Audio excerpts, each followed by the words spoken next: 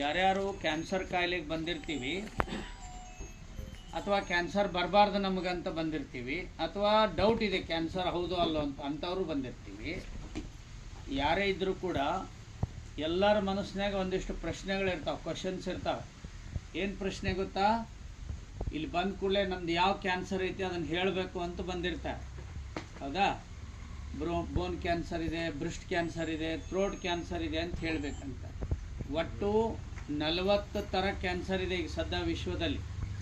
40 type of cancer ಇದೆ. ಎಲ್ಲ ಕ್ಯಾನ್ಸರ್ಗೂ ಇದೇ ಔಷಧಿ ಆಗಿರೋದ್ರಿಂದ ಯಾವ ಕ್ಯಾನ್ಸರ್ ಇದೆ ಅಂತ ಹೇಳೋ ಅವಶ್ಯಕತೆ ಇಲ್ಲ.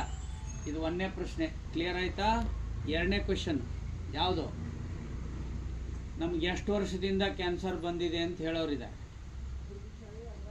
ಆಮೇಲೆ ವಯಸ್ಸು ಎಷ್ಟಾಗಿದೆ ಪೇಷಂಟ್ಗೆ ಅಂತ ಹೇಳೋರಿದ್ದಾರೆ. ಹೌದಾ? ಆಮೇಲೆ ನಮಗೆ ಕೀಮೋ ಎಷ್ಟಾಗಿದೆ ಅಂತ ಹೇಳೋರಿದ್ದಾರೆ.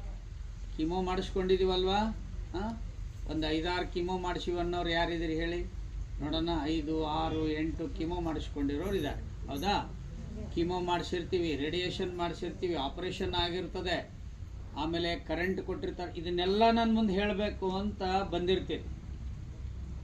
ನಿಮ್ಮೆಲ್ಲರದು ಕೇಳ್ಕೋತ ಕೂತೀವಿ ಅಂದ್ರೆ ನಾಳೆ ಮಟನ್ನು ಬರೀ ಅದೇ ಆಗ್ತದೆ.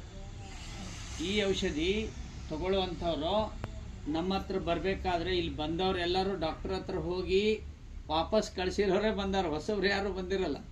ಹೌದಾ? ಒಪ್ತೀರಾ? ಎಲ್ಲರೂ ಡಾಕ್ಟರ್ ಹತ್ರ ಹೋಗಿ ಬಂದವರೇ ಇರ್ತಾರೆ.